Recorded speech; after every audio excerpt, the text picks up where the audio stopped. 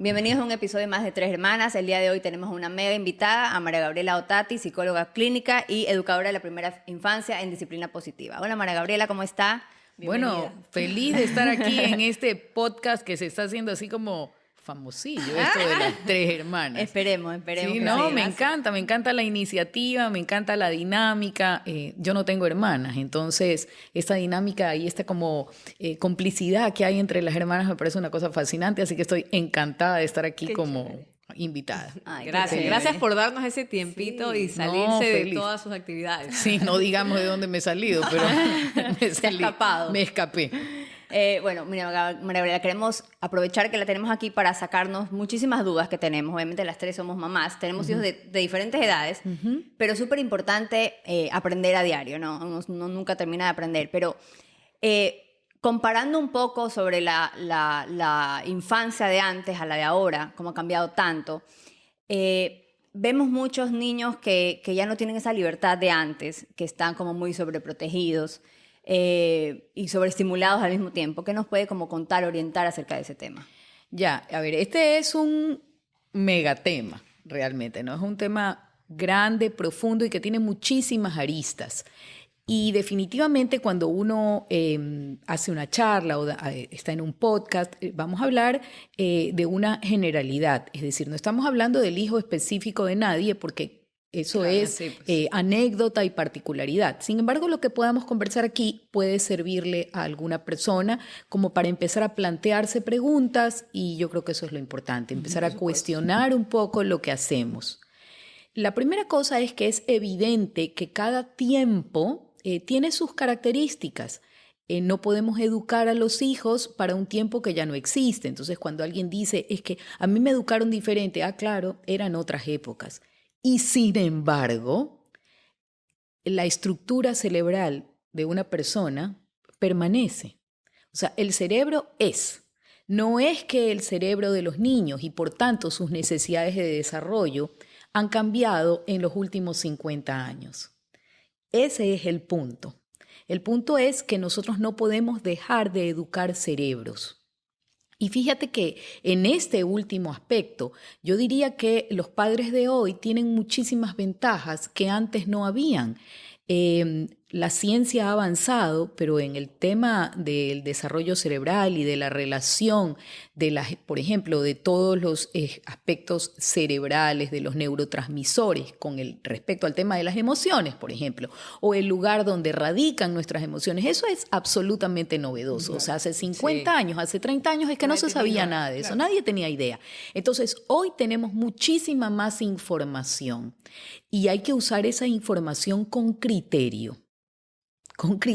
Que la información además no se coma a ese instinto parental que también es importante, ese olfato de esto es lo correcto, que a veces la cantidad de información que nos llega por todos lados y que no toda es de la misma calidad, ni tiene fundamento científico, hay que trabajar y entender que cualquiera puede decir cualquier cosa. Hay que tratar de ir a fuentes fidedignas y la invitación es a eso, ¿no? A que tengamos, primero que nada, como papás, esta idea de que hay que formarse. A uno no le dieron un título de padre en ninguna universidad. Exacto. Y es la tarea más importante de la Tierra. Es la más difícil. La más difícil, o sea, la más desafiante. Ese es el término. Es desafiante porque todos los días es diferente. Entonces, hay que informarse adecuadamente en las vías correctas, hay que formarse, que es también ese entrenamiento para ser, y luego definitivamente hay que disfrutar confiando en que uno es el papá o mamá de esa criatura y que a la cuenta no lo va a hacer mal. Entonces, con este contexto, sí podemos ir a tu pregunta, Denise, que es ¿cuáles son las diferencias? Creo yo que hay algunas que no atienden necesariamente a eso que hablábamos, que es el desarrollo cerebral de los niños. Una persona, por definición, necesita dos cosas para estar bien en el mundo. Necesita pertenecer y necesita ser valioso. Esto es lo que todos ansiamos. De hecho, cuando encontramos una pareja y decimos ahí es porque nos hace sentir pertenecientes y valiosos. O sea, la persona que tú dices ahí es la persona que te hace sentir que estás, como dirían, en zona, o sea, estás en un sitio, ¿verdad? Entonces, esa necesidad humana de la que no se puede subtraer nadie es una necesidad de los niños. Ellos necesitan pertenecer y ser valiosos. Pero la manera adecuada de pertenecer y ser valioso en el mundo para un niño y para cualquier persona es colaborando, contribuyendo. Cuando tú llegas a un trabajo, ¿cómo es que te empiezas a sentir valioso? ¿Cómo? Claro, cuando vas Cuando aportando. eres necesario. Aportando, pues cuando uno se da cuenta de que, a ver, o sea, Sí. aquí aporto y entonces alguien me dice, ay, te Eres noto, necesario. eres necesario, ¿verdad? ¿Qué pasa, por ejemplo, cuando un niño tiene todo dado en su estructura familiar? Esta sobreprotección de la que tú hablas. El niño es solo un recipiente pasivo que pertenece y es valioso, pero sin haber hecho Nada. nada, No aprende nada. ni una gota de esfuerzo. Aprende. Lo que aprende es que el mundo se va a ubicar a su alrededor cada vez que él quiera y como él quiera. Y ese es un aprendizaje peligrosísimo, sobre todo porque es un aprendizaje que no desarrolla habilidades para vivir. ¿Y por qué? Porque la vida no es así. Entonces, lo primero es que tenemos que ser hoy más conscientes que antes. Antes los niños contribuían muchísimo más en la estructura familiar. Muchísimo más. Las familias eran más numerosas y eso hacía que el hermanito Todos mayor ayuden. Claro. tuviera que ayudar. Exacto. O sea, mamá tenía menos tiempo. Es verdad que había más mamás trabajando dentro de casa, había menos gente trabajando afuera, pero realmente había menos ayudas probablemente. Las cosas no estaban tan automatizadas. O sea, había que escoger el arroz. No venía escogido. Claro. Entonces había muchas más oportunidades concretas para que los niños contribuyan. Y eso ha cambiado mucho. Eran como más libres también, eran más, o sea, independientes. Sí, había más posibilidades de eso también. Pero por una parte, los niños eran más pedidos, exigidos de contribuir, pero exigidos en un término bueno. Es decir, había que hacer cosas, era lógico que se hicieran, y no estamos hablando de las zonas rurales donde los niños tienen una amplia contribución. Estoy hablando en las zonas urbanas y entre niños que a lo mejor tienen muchas necesidades aparentemente cubiertas, ¿no es cierto? Y entonces la contribución se hace más difícil, pero la necesidad de ese cerebro permanece. Entonces es un niño o niña que no está recibiendo, al no permitírsele contribuir, no está recibiendo lo que su cerebro necesita para crecer. Está aprendiendo algo que no le va a servir de nada. Ya ni siquiera se saben aburrir, no saben. Es que es esto. Que a veces sí que se Porque nada. esto que tú... Yo creo que también porque las mamás mismas que, o sea, tan ocupadas están o trabajando esto, que están de actividad en actividad. Sí, hay Eso. mucho horario estructuradísimo. Eso, mira que ahí es, yo cuando justo venía pensando en este tema, porque en algún momento lo había conversado con Orne un poquito hablar de esto, yo venía pensando que efectivamente las rutinas son necesarias para un niño. Él necesita, o sea, la gente necesita saber a qué horas se levanta, qué va a hacer Come, después, duerme. cuando come, cuando duerme, porque si no te produce un millón de nivel de ansiedad. O sea, si tú aquí me dices que hoy día venga un podcast, pero que no sabes en qué lugar lo vas a ir y que no sabes a qué hora es, el nivel de ansiedad sube enormemente. Entonces, todos necesitamos que haya cosas que estén organizadas y estructuradas para poder dedicar nuestro cerebro a poder crear. Y organizarse. A poder crear. O sea, es que es como cuando tú sales de la calle, ¿no? A la calle en las mañanas. Tú confías en que los semáforos son verde para pasar y rojo para esperar. Y por eso no tienes que ir pensando en eso. Si todos los días hubiera algo diferente y fuera fucsia, turquesa, o sea, ya no sabes podría qué ir hacer. pensando en nada más. Tendría que ir atendiendo solo eso. Entonces, la rutina se necesita para crecer. Pero dentro de ese tiempo de rutina debe de haber espacios de juego inestructurado. Y eso es lo que ahora carecemos. De verdad, hay una mínima posibilidad de un niño de pasar la vida ahí haciendo lo que bien puede, aburriéndose, que es lo que tú dices, y sin que todo esté determinado A y la pie estructurado de de la una letra. actividad a otra, ¿no es cierto? Ese tiempo de no hacer nada y de encontrar qué cosa hacer. Que lo que ocurría en ese tiempo, que entonces tenía un montón de silencio, porque cuando un niño está solo, está en silencio, era la posibilidad de crecer y construir un mundo interior. Y ese es un gravísimo problema que no sabemos cómo va a despuntar, porque no existe ninguna generación todavía que tenga tan poquito tiempo de mundo interior como la generación que está creciendo ahora. Entonces, ¿qué va a pasar luego? Pero ¿qué pasa si es que, yo lo digo por mi experiencia, mis hijos, por ejemplo, son súper viciosos con el fútbol y cuando no tienen entrenamiento se ponen mal?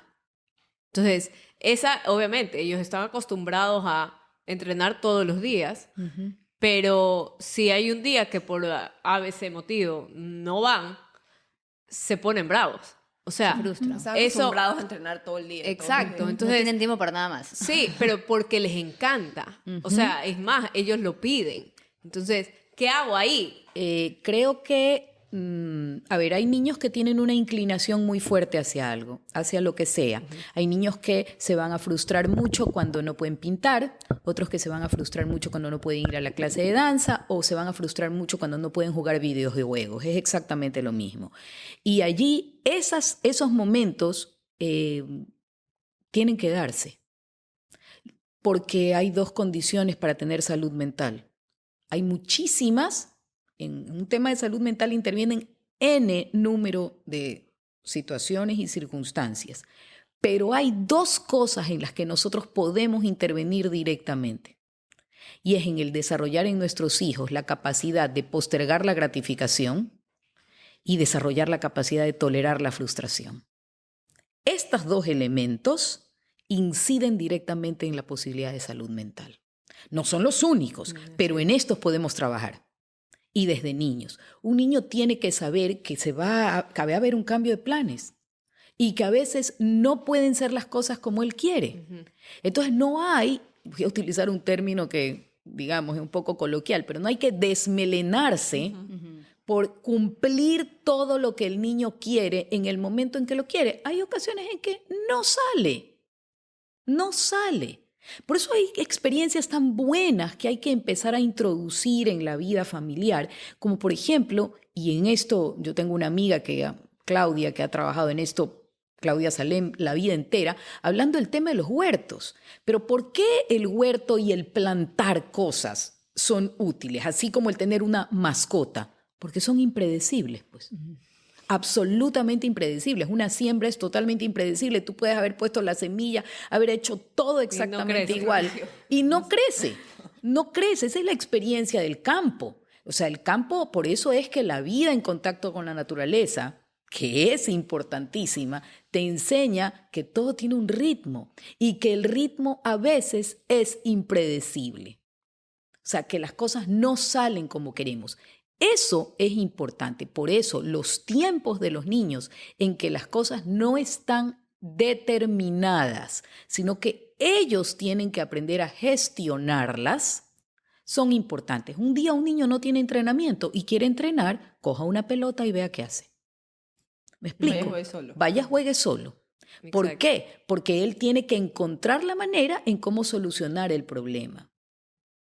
Autogestionar. ¿Esto es válido para un niño de 2 años? No igual. Un niño de 2 años, 3 años necesita mucho acompañamiento para regularse y hay que acompañarlo a regularse. Pero el acompañar a regular no quiere decir solucionar todo el problema, sino acompañar mientras te ayudo a encontrar una solución que sea la que puedes tener ahorita, ¿verdad? Que no es la que tú tenías prevista o la que quieres. Entonces no es que no hay helado de chocolate. El otro día yo veía, estaba en un mall, en un lugar, y entonces había un niño que quería un helado, estaba con su abuela y quería, por la edad supongo que él era la abuela, y quería un helado de un sabor determinado y no había en ese lugar. Y entonces el niño empezó a entrar pues en una especie de crisis, ¿no? Que además cuando es pública es molesta, no nos gusta. Y la abuela iba ya directamente a ir a otro lugar más allá a ver si ahí había el otro helado, digamos.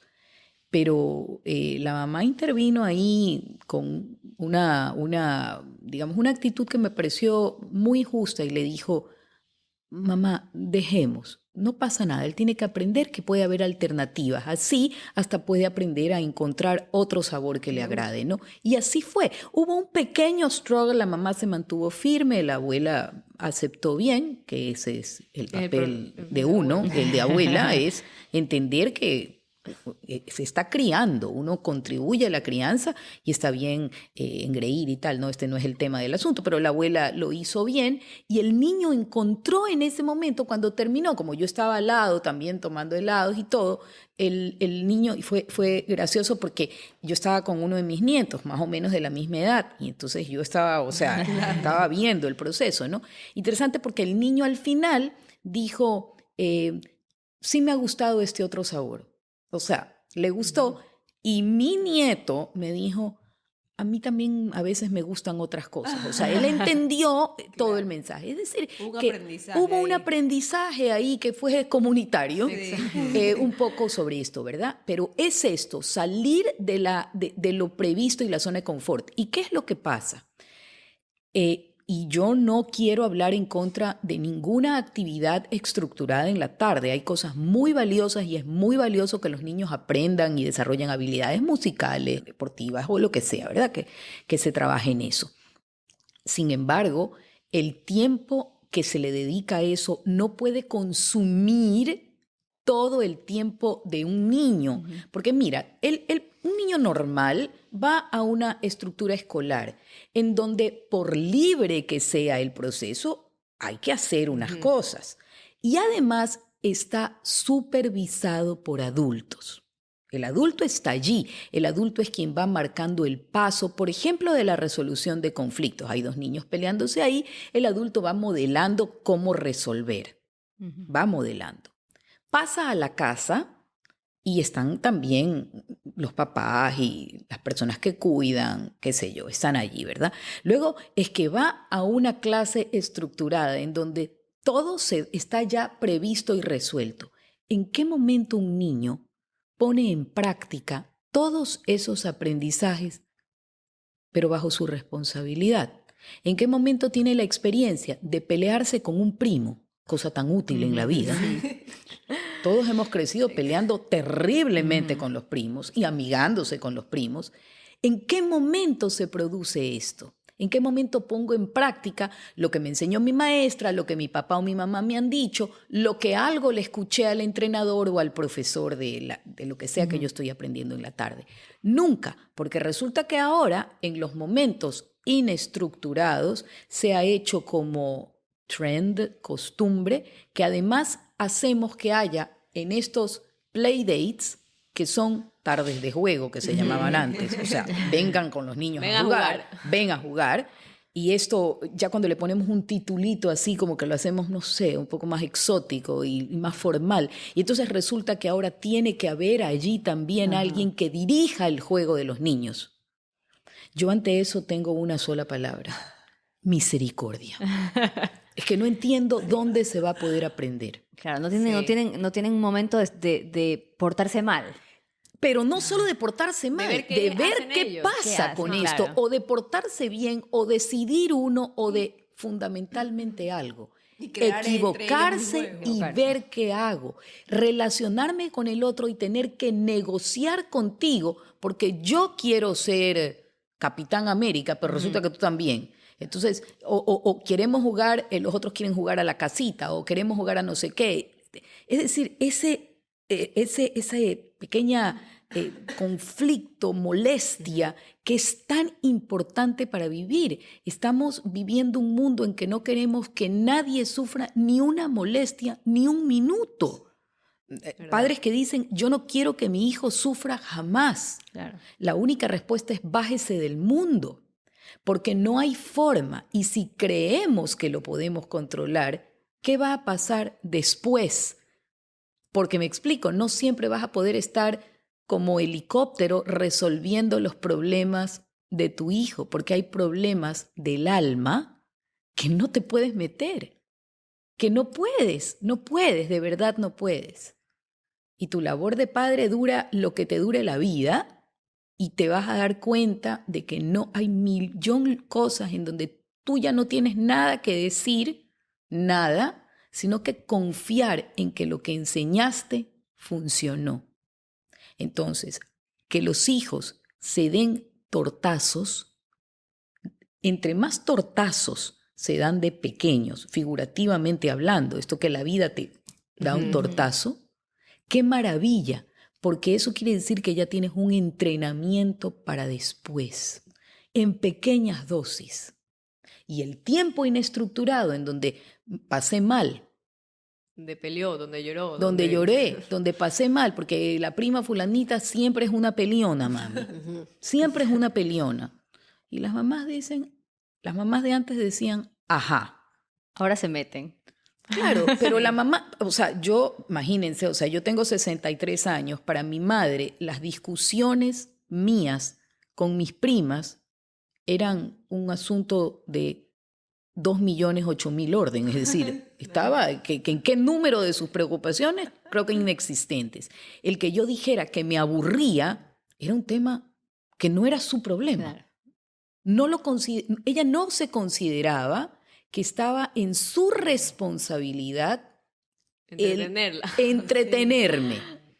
Esto no se le ocurría, o sea, los niños se entretenían como podían, ahí tenían juguetes, juegos, salud, qué sé yo, había un espacio para jugar y eso te genera habilidades para la vida. El otro día estaba hablando con una amiga que decía, o sea, nuestra época era la época de los amigos imaginarios. Ya ahora los niños pasan tan ocupados que el playdate, que las extracurriculares, que ya no tienen amigos imaginarios. Ya, Y no, es bañarse y tremendo. dormirse. Y es tremendo, porque el amigo imaginario es fundamental, porque el amigo imaginario realmente es ese interlocutor que te hace pensar y que te ayuda a reflexionar y en el que tú incluso descargas todos los enojos. Yo me acuerdo de que tenía una amiga imaginaria en donde en las noches o en las tardes, sobre todo cuando me habían retado, cuando había La ocurrido así. acompañaba. Sí, pero además yo me quejaba amargamente en mi cabeza, digamos. O sea, Le lloraba las penas. sí, realmente yo no tenía ganas de llorar, yo tenía ganas de hablar muy mal de mis papás, o sea, de la persona que me había hecho esto y aquí en mi cabeza ese tema se resolvía. Porque con mi amiga imaginaria hablábamos del tema, entonces ya tú has ventilado tu problema. Sí. Los niños tienen muy poco espacio para eso. Y mira, hay este señor Maslow que se aprende mucho en temas de economía y que habla sobre las necesidades y motivaciones y qué sé yo. Y él dice que hay como una pirámide en donde cuando tú tienes cubierto un paso puedes ir al siguiente y al siguiente y al siguiente, ¿no? Entonces él dice que lo primero es cubrir esas necesidades básicas, que nadie que no tiene una necesidad básica cubierta puede avanzar en nada más.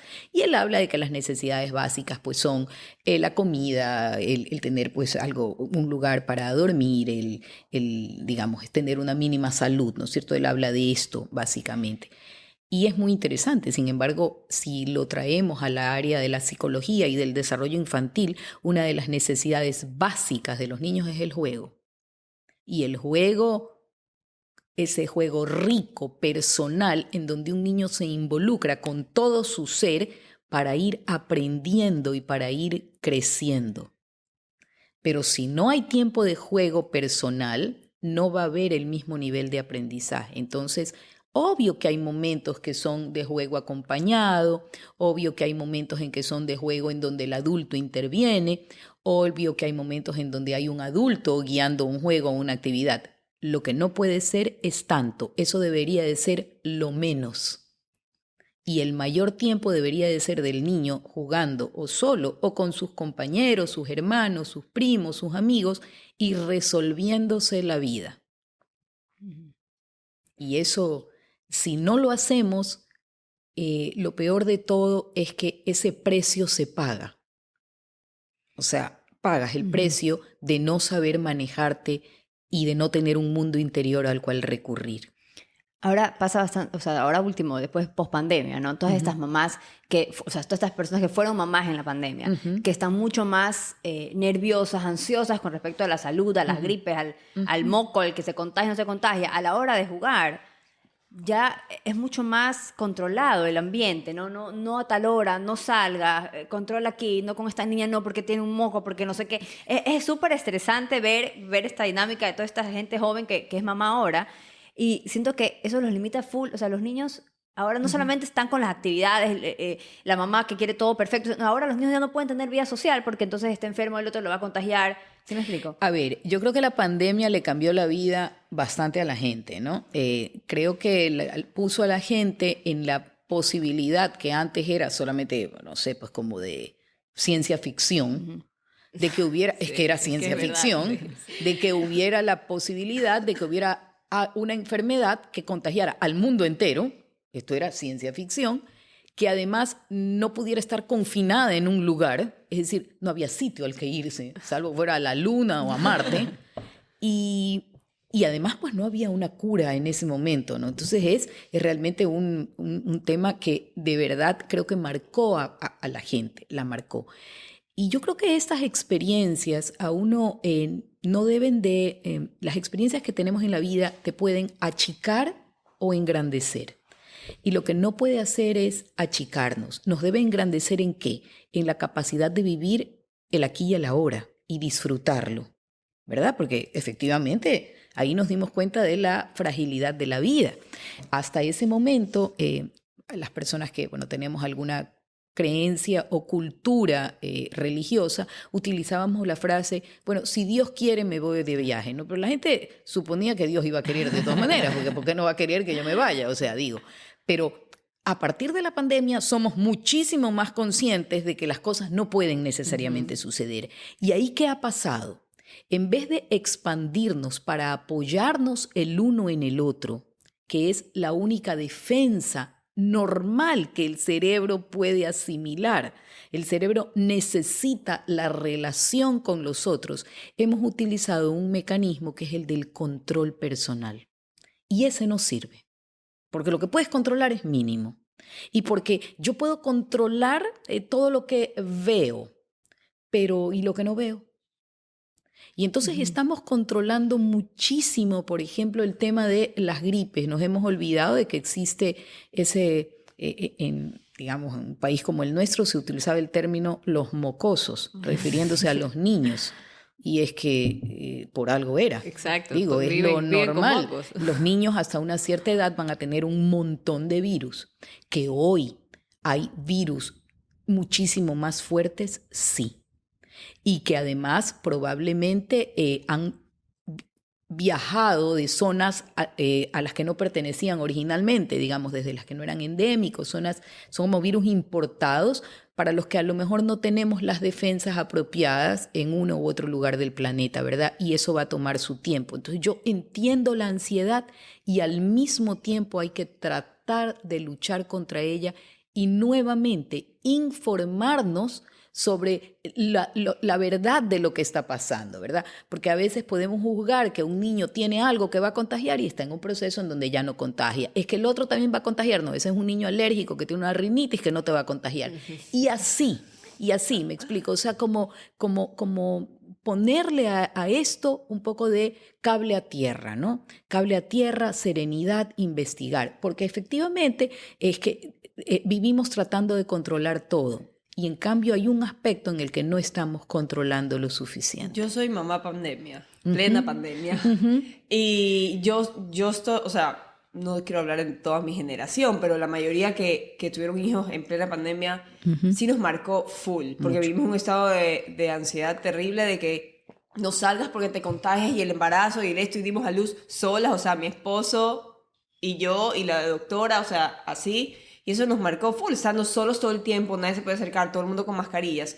Pero sí generó una ansiedad terrible que poco a poco tuve que ir desplazándola y aprendiendo porque estoy rodeada de niños, son 10 nietos, y que al principio, no te acerques, está con mocos, la bebé esto, dice que es recién nacida, no sé cuándo, pero ya ahorita ya es como que está con mocos ya. Los de acá son demasiado alérgicos, las de acá también, entonces el asma, el eso, que ya me tocó, ya, si se enferma, ¿qué puedo hacer? Ajá, ¿Qué es puedo que hacer? es esto, es decir, hay que empezar a, de alguna manera, mantener los cuidados que son normales, pero también entender que no todo se puede controlar. Y el tema sobre las enfermedades es realmente como una anécdota, ¿verdad? Sí. Pero es más bien este deseo de controlarlo todo con el objeto de que mi hijo esté siempre perfecto y de que nada le pase. Sí. Y en verdad nada le pase en todo En todo. aspecto. Y eso no se puede. Haga lo que uno haga, uno tiene que saber que los hijos, por ejemplo, van a cometer muchísimos errores Claro, es un proceso, parte de... y van a sufrir, porque todas les ha pasado. Escogieron mal una amiga en el proceso de crecer, escogieron mal a alguien que creían que era la pareja adecuada. No porque la pareja fuera mala era para- persona, pero es no que era no era para para ti. ustedes. Escogieron mal un montón de cosas. Juzgaron que iban a terminar de estudiar entre el sábado y el domingo y resulta que fue imposible, entonces juzgaron mal y salieron mal en un examen. Todas esas son experiencias que lo preparan a uno para después. Y esto es lo que tenemos que permitir. Y no hay manera de nosotros controlar que nuestros hijos estén siempre felices. No hay forma. La felicidad no depende de cómo me vaya exactamente. Hay gente que tiene absolutamente todo, todas sus necesidades cubiertas y es profundamente infeliz. O sea, la depresión es en un mundo súper desarrollado, en donde hay de todo, ¿no? En donde hay dulces de 10.000 tipos. Hay un montón de gente que está sufriendo de depresión. Hay muchísimas causas para esto, pero hay también a lo mejor esto aspiracional de la felicidad como un sitio al que tengo que llegar, al que tengo que llevar a mi hijo a ser feliz, cuando lo único que puedo hacer es prepararlo para que disfrute el camino y para que tenga las habilidades para sostenerse, ¿no? Para poder en la tormenta saber cómo pararse. Y eso no puedo pretender llevar a mi hijo a la felicidad. Jugando libremente, volviendo al tema que nos concita aquí, jugando libremente aprendo mucho de eso. No sé si ustedes se acuerdan, jugaban a las Barbies. Sí. Ya, yo también jugaba a las Barbies, ese es un juego que es común y que todavía existe, ¿no es cierto? Entonces yo me acuerdo que cuando venía una amiga o algo, mucho del tiempo que se empleaba en el juego durante toda la tarde era preparando, por ejemplo, el matrimonio de la Barbie, ¿verdad? Y te pasabas haciéndole la ropita o poniendo servilletas, caminando a la cocina, preparando. Este era un tiempo de preparación larguísimo. 3 minutos antes de que, o sea, tú todavía no habías terminado, y en una de esas se abría la puerta y tu mamá o la mamá decía, la vienen a ver a fulanita, y tú decías, pero no se casó la Barbie, o sea, no alcanzó el tiempo, pero no, 5 minutos. Y a veces te concedían esos 5 minutos en los cuales tenías que hacer todo. Es decir, la Barbie se tenía que enamorar, casar, o sea, todo en esos segundos. Esto es la vida. Lo que hay que disfrutar es del proceso. Porque lo otro es un momentito. La felicidad no es que tú eres feliz cuando ves tal cosa, es todo, o cuando llegas a conocer tal lugar, o cuando conoces, no, es todo el proceso en el camino. Y eso es lo que se aprende jugando. Jugando a las Barbies, me doy cuenta de que no es tanto sobre el último resultado, sino de cuánto disfruté en el proceso. Porque además ahí, ¿qué hacía una mamá? Acompañaba con su narrativa, o un papá. A ver, es que no terminé, no sé qué, me sacan muy temprano ya, pero ¿qué cosas nomás hiciste? Bueno, es que sí, hicimos las tortitas de no sé qué. Bueno, has hecho un montón de cosas. Ya si no alcanzaste, no importa. Y ese tipo de narrativa que acompañaba el asunto hacía que uno entendiera que tal vez la próxima vez entonces tenía que modificar un poco el juego, La preparación tiene que ser más preparar rápida. un poco más rápida, o que si no había más remedio, igual uno había pasado súper bien la tarde. Para eso sirve el juego inestructurado. Un juego en donde no había un adulto diciéndonos qué hacer. Nosotros íbamos y veníamos, no sé, recortando cositas para hacer el matrimonio de la Barbie en este caso, ¿no? Pero es eso un poco. Por eso es que jugar libremente aporta tanto a los niños y hemos perdido la óptica de lo que realmente es. Sí, también yo me acuerdo que todos nos sentábamos en la mesa y opinábamos y era como una unión familiar. Ahora los niños comen con la pantalla. O sea, hoy si no hay iPad no comen. Es que eso, si vamos a entrar en el tema de la pantalla, aquí tenemos para hacer 500 horas, ¿no?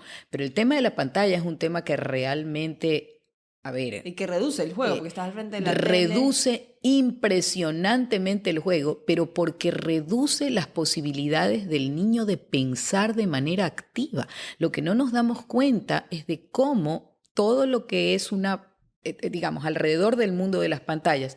Ni quiero entrar, por el amor de Dios, al TikTok y los bailes de niñas de 11 años o el concepto de niñas de 11 años que preguntan, y lo he visto, preguntan cuáles son las cremas anti-envejecimiento que tienen que usar, digamos, ¿verdad? Porque...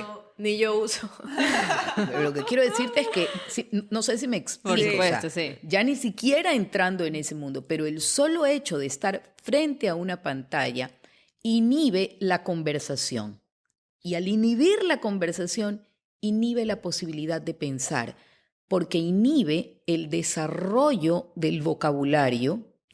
¿Y en qué términos se piensa? En palabras. Entonces, cuando no conversas, cuando tú tienes una sobremesa una sobremesa grande, en donde hay una familia, en donde intervienen además varias generaciones, porque eso es lo importante, no tener una sobremesa grande en donde todo el mundo tiene la misma edad, sino esas sobremesas en donde había abuelos, no sé qué. Entonces, en esa sobremesa hay temas de los que uno no está muy interesado.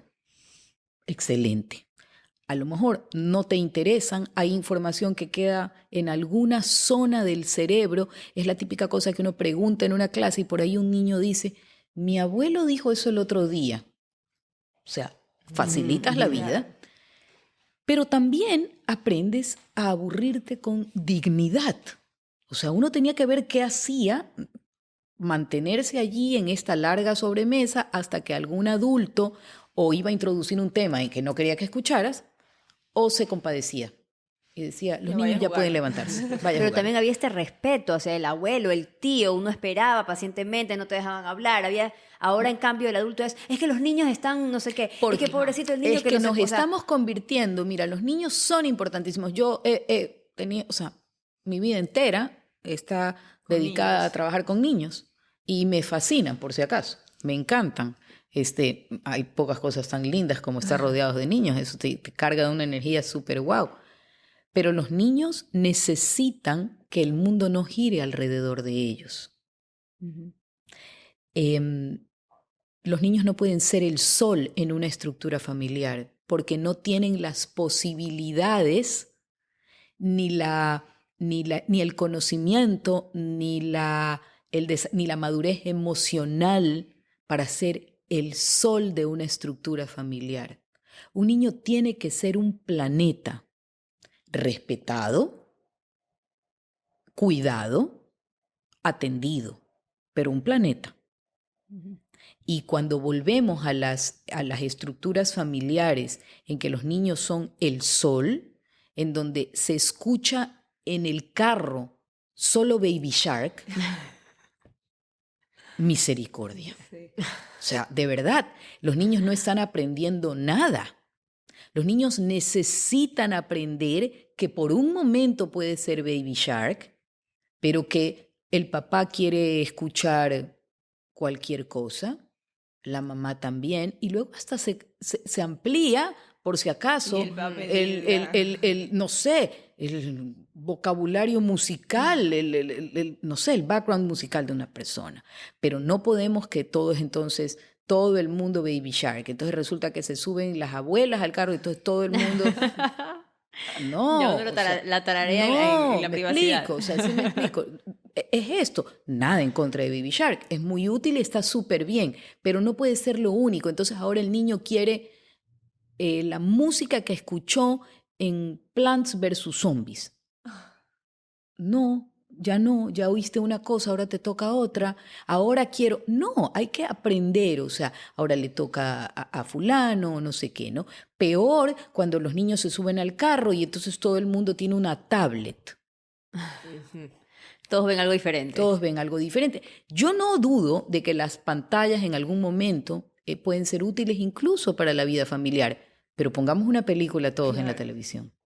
Pongamos una película y Es todos una la vemos. actividad en Es familia. una actividad en familia. Es una actividad en familia. Sí, pero es que a mí esa parte no me gusta mucho. Bueno, tápese los ojos. Es que En lo mi que época hemos era dicho así. todo, tápese los ojos. Vire la cara. Vire la cara si esa parte le da miedo. Venga que lo abrazo.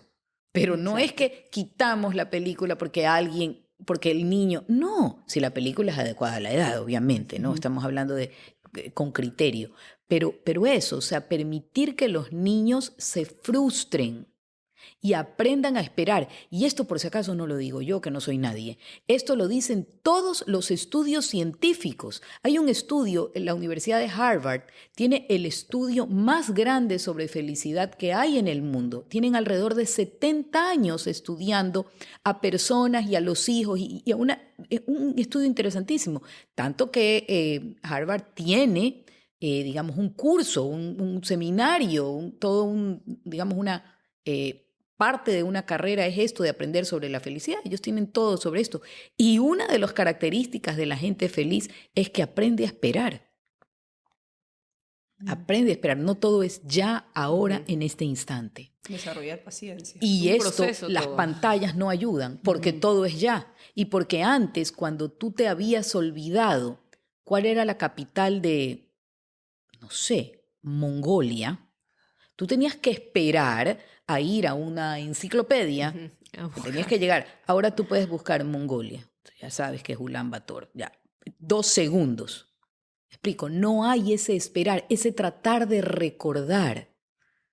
A ver, ¿cómo es que era esto? Tenía un nombre raro, era de 2 partes. Tienen resuelto al clic. Está todo resuelto al clic. Déjame ver, espérate un ratito. Entonces ya no hay tiempo para esto que era muy normal. Oye, ¿qué edad tiene? Pero algo tan tonto como, digo, no porque la persona sea tonta, pero es que si yo pregunto, perdón, ¿qué edad tiene Bruce Springsteen? Ya lo veo viejo. Y entonces alguien dice, no es tan viejo, yo creo que era de la edad. Ahí estamos interactuando, estamos poniendo ese cerebro a pensar, hasta en una cosa que, a ver, es de segundo orden. ¿Qué edad tiene? Claro, Digo, no lo busca para mí, aquí y se acabó la conversación. Pero ahí se terminó la conversación. Y la persona normalmente se engancha entonces en algún video. Se acabó la conversación. Todo eso perjudica los procesos de pensamiento. Y lo más importante que puede hacer un adulto por un niño es enseñarle a pensar. Eso es todo.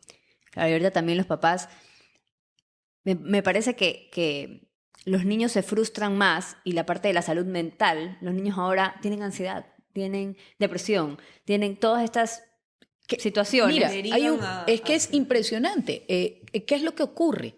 ¿Te acuerdas que hace un ratito hablábamos de estas 2 necesidades que son pertenencia y valor y que deben de provenir de esa contribución, de esa vida familiar en donde yo aporto?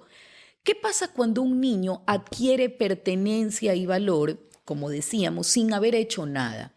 En inglés hay una palabra que en español no la encuentro tan precisa, pero es sentirte como con todos los derechos, esto que se llama entitlement, o sea, sentirte como dueño de todas las posibilidades.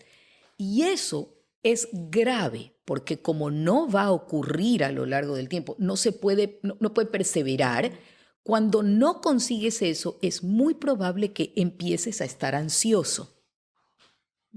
Y entre ansiedad y depresión el tema es un caballito, sí, ¿ya? Que se sube, ¿no? Por eso es que justamente hay un libro que de verdad conviene leerse. Se llama The Anxious Generation, la generación ansiosa. Es de un americano, un investigador americano, psicólogo, neuropsicólogo que se llama Jonathan Haidt, Haidt. Se lo puede encontrar en Amazon, es decir, creo que está en español, incluso La generación ansiosa, y se lo puede uno leer. Y realmente él promueve 4 cosas fundamentales, hablando sobre el tema de la ansiedad y depresión en las nuevas generaciones. Y él habla muy precisamente de lo siguiente: teléfonos celulares, smartphones, hasta alrededor de los 14 o 15 años, no antes. Antes de eso, él dice, los padres inteligentes le dan a sus hijos teléfonos tontos, básicos. ¿Qué clase de padres le da a sus hijos teléfonos inteligentes? O sea, digamos, ¿no? Es interesante. Luego él habla de redes sociales no antes de los 16. No antes de los 16. No tenemos la posibilidad de manejar eso antes. O sea, hace pocos días en el tema de las Olimpiadas, por ejemplo, hubo una cosa terrible, muy pública, en donde una comunidad muy grande una cantidad grande de gente comienza a realmente hacer unos comentarios absolutamente inadecuados, hirientes, desagradables y dolorosos sobre el cuerpo de una nadadora olímpica española que acababa de ganar la medalla de oro, ¿no? En una disciplina, waterpolo me parece que era. Y ella dice, con mucha seguridad personal, que su cuerpo es lo que le permite ganar. O sea, digo, gracias al tamaño que tiene, es que puede ser medallista olímpica. Y que con esto ella contribuye no solo con ella, sino con todo su equipo, y que además a ella esto no le viene nada mal, pero que en cambio puede haber niñas, gente más joven, más vulnerable, que empieza a pensar mal de esto. Y nadie está hablando de que no haya que cuidar la salud y que el cuerpo tenga que cuidarse y que el peso es algo que haya que mantener y manejar. No estoy hablando de eso. Estoy hablando de que las redes sociales no son el lugar para recibir esa información y además dicha de la manera más agresiva y violenta. Entonces, redes sociales, dice Haidt, no teléfonos inteligentes con acceso a Internet hasta los 13 o 14 años, no redes sociales, no teléfonos en las escuelas, y él dice, y esa adrenalina que la gente necesita, los jóvenes, los teenagers necesitan en actividades al aire libre, menos supervisión. Y yo entiendo perfectamente que a veces se vive en sociedades en donde por razones válidas uno tiene temores, pero siempre hay espacios en donde se puede encontrar un poco de libertad. El patio de la casa, un parque de una urbanización, un parque de un lugar en donde esté cuidado. Hay muchísimas cosas. Podemos ir un momento a la playa o dentro de la propia casa investigando, haciendo fuertes con sábanas. Es decir, siempre hay un espacio para la aventura. Y si un niño y un adolescente necesitan más aventura que eso, que lea. O sea, desde luego los libros son el espacio en donde uno puede estar en Egipto sentado en tu cuarto, ¿no? Y al día siguiente puedes estar en otra dimensión o puedes estar definitivamente en otra época. Hay muchísimas cosas. Entonces, hay mucho que podemos hacer sin necesidad de apelar a las pantallas que, de verdad, ¿por qué la gente no se sabe aburrir? Porque cuando llega a un consultorio médico, lugar que, bueno, con perdón, pero es uno de los lugares más aburridos de la Tierra, digamos. Sí, pues y que además, o sea, si me explico, tienes que esperar. Resulta que antes uno esperaba como mirando la gente, revistas, conectando, mirando revistas, jugando con las cosas que había ahí o haciendo nada. En este momento un niño ni siquiera puede generar eso porque le entregan una pantalla. Y yo he visto personas que están al cuidado de niños que cuando están esperando en un cumpleaños a que salgan los títeres les dan un iPad. Lo cual ya es realmente... Sí, en el cumpleaños en el cumpleaños, pues entonces ya es realmente loco. Sí. O sea, y esto pasa. Entonces, tenemos que tener cuidado. Claro. También tiene mucho que ver las cuidadoras, ¿no? Las cuidadoras que para que el niño no llore, no moleste, no estorbe, ya lo van callando con alguna cosa. No solo callándolo con eso, sino filmando todas las acciones de los niños alrededor. Y esto es tremenda cosa. Filmando el potencial comportamiento inadecuado que puede tener un niño de 3 años, que ningún niño de 3 años se va a portar bien porque tiene 3 años. O sea, tiene momentos, está aprendiendo a ser persona. Esto es pues así como normal, ¿no? Entonces, ¿pero qué pasa? La persona no interviene, sino que reporta como 007 lo que ha ocurrido en el lugar, ¿verdad? Y realmente con eso no se consigue nada y no se aporta. Entonces tenemos que estar mucho más atentos, dejar de controlar lo que no tiene necesidad y razón de controlarse y empezar a controlar lo que sí debemos controlar, que es el acceso ilimitado e inoportuno de las pantallas en la vida de los niños y en las nuestras. Ahí viene también un poquito de la parte, voy a meter otro tema, del bullying. Porque obviamente uno trata de sobreproteger a su hijo y tú te enteras de que algo le han dicho y enseguida quieres intervenir. Obviamente hay circunstancias en que uno sí debe intervenir, pero creo que también enseñarle a que sea fuerte mentalmente para él aceptar lo que le están diciendo y no parar bola y a saber defenderse. O sea, creo que es parte del entrenamiento, es decir, el bullying es un tema muy serio que merecería evidentemente un otro podcast episodio, entero. claro. Entonces es una cosa muy seria y tiene muchísimas aristas. Sin embargo, coincido, Monchi, contigo totalmente. Uno no puede, primera cosa, no puedes considerar como bullying a todo intercambio de malestar entre dos niños. O sea, los niños van a discutir y van a pelear y no envían un memo diciendo, no me gustó. Es decir, lo que hacen es decirle, me arranchaste algo, oye, tú siempre... Es decir, siempre vamos a tener esto, ¿no? Los niños tienden además a descalificar y hay que estar allí. Por eso el trabajo no es únicamente enseñarle a defenderse, que está muy bien, sino enseñarle a no decir lo desagradable. O sea, a la primera que el hijo de uno dice algo desagradable a otro, eso sí es, como decían en mi casa, llanto sobre el difunto. En ese minuto la corrección. Y cero, ahí no hay. Es decir, es muchísimo, la cara nuestra tiene que ser muchísimo más adusta y más seria cuando un hijo nuestro descalifica a otra persona que cuando no ha hecho un deber. Es que no hay punto de comparación. No hay punto de comparación. Que deje desordenado algo, está mal. Que descalifique a una persona y segregue a alguien intencionalmente en un juego, eso no, digamos, ahí no hay ningún tipo de contemplación, es que está con sueño. Con sueño o sin sueño no se descalifica a la gente. Es que es lo más fácil para un padre es decirle, dile tú también, o sea, claro, tu madre. Ya, no sé, claro, pero no es lo único. Lo que uno tiene que hacer es enseñarle al hijo a no agredir y evidentemente también a defenderse, y no solo a defenderse, sino a considerar el asunto como alguna vez a mí me enseñaron y a mí me sirvió en la vida cuando alguien decía algo feo, me decían, piensa qué le pasará a esa persona para que tenga que decir una cosa tan horrible. Pobre persona. Y entonces yo siempre iba por allí pensando, bueno, pobre persona. Dolía, pero ya un poco menos.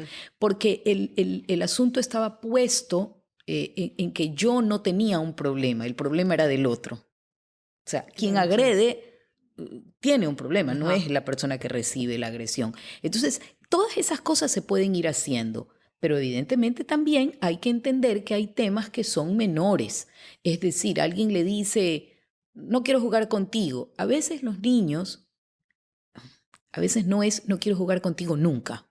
Lo que quiere decir es, no quiero jugar contigo ahorita a eso a que me estás proponiendo. Entonces, es que le dicen que no quieren jugar con él. Puede ser que este sea un niño que quiera siempre jugar algo y tiene que aprender a ceder un poco. ¿Sí me explico? No podemos, además, considerar lo que un niño dice con la misma óptica de si te lo dijera un adulto. Exacto. Me explico, ¿no? A veces, hace poco un niño me dice, tía, ¿cuándo tú te vas a hacer un poco más joven? O sea, le expliqué que eso ya no iba a ocurrir. Conversamos sobre el tema Pero si eso me lo dice a mí un adulto y me dice, oye, pero tú, que el equivalente sería, pero yo cada vez te veo más vieja. Exacto. Es una cosa de una grosería que no tiene relación. Pero en un niño no es necesariamente lo mismo. O puede haber en un momento determinado una intención de molestar, pero no tiene la carga el peso. el peso. Entonces, eso hay que irlo entendiendo. Y a medida que van creciendo, estar muy pendientes de que sean realmente niños amables y agradables, no por los otros, sino por ellos mismos. Cada vez que vamos a suponer que yo tengo una integridad personal que sería como un círculo completo. Los niños tienen que, y esto ayuda mucho, el que lo visualicen con un dibujo. Uno hace un dibujo. Este eres tú, este eres todo tú. A veces tú crees que cuando alguien te dice algo malo, te quita un pedazo. En verdad no. O sea, eso a ti ni te llega. Pero a ti se te quita un pedazo de ti cuando tú haces daño a otra persona. Ahí sí te metes un mordisco. Y esa, por si acaso, es una definición filosófica, porque el mal no es que existe como tal, sino que es un mordisco en el bien. Entonces, eso lo puede entender perfectamente un niño. Y uno lo dibuja y le dice, cada vez que tú dices o haces algo inadecuado, se corta algo aquí. Y por eso es importante el concepto de que sepan reparar. ¿Y cómo hago? Bueno, ¿cómo puede hacer? Uno pide disculpas, no lo vuelve a hacer, está más pendiente. Ir encontrando con ellos la solución es que fulanito no me cae bien y por eso le digo esto. Bueno, tal vez la solución sea no jugar con él, pero no puedes dañarlo. Puedes buscar alternativas, tratar de encontrar por qué no te cae bien. Hay muchas cosas que se pueden hacer, pero lo que un niño tiene que saber es que eso no se hace y que hay que reparar. María Gabriela, queríamos agradecerle inmensamente por haber venido. Yo feliz. Creo que necesitamos una segunda parte. No, yo feliz, imagínense, encantada, las conozco a ustedes desde que eran chiquitas. Así que de verdad estoy feliz de haber estado aquí, ¿no? Y realmente además la iniciativa me parece buenísima, me encanta la dinámica. No, yo he estado Muchas feliz. gracias. Hemos aprendido full. No, yo encantadísima de estar por aquí, de verdad, feliz. Bueno, muchas gracias. Queremos agradecer a Hotel del Parque Y a Casa Julián. Y a Casa Julián. Y bueno, nos vemos el próximo miércoles. Suscríbanse, pónganle like y esperen el siguiente episodio.